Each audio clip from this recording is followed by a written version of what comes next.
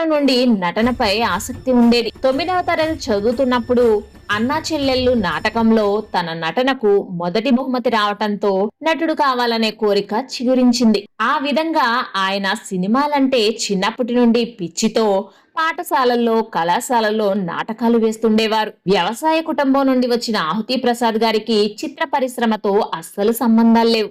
దాంతో తాను సినిమా నటుడిని అవుతాను అనంటే ఇంట్లో వాళ్ళు అస్సలు ఒప్పుకోలేదు. దాంతో తను సెలవులు అయిపోయినా కూడా కళాశాలకు వెళ్ళనని మొండికేశారు. అలా 4 ఏళ్లు గడిచిపోయాక తనకు పెళ్లి చేస్తే గాని మాట వినడని వాళ్ళ తాతగారు పట్టుబట్టి విజయ నిర్మల అనే ఆమెనిచ్చి పెళ్లి చేసేశారు. అప్పటికి తన వయస్సు కేవలం 22 ఏళ్లు మాత్రమే. పెళ్లయ్యాక తనలో స్వతంత్ర భావాలు ఇంకా ఎక్కువైపోయాయి. ఏదేమైనా సరే నటనా శిక్షణాశాలలో చేరతానని ఇంట్లో వాళ్ళ అనుమతిని అడిగి హైదరాబాదు పయనమయ్యారు. 1983 సంవత్సరంలో 15,000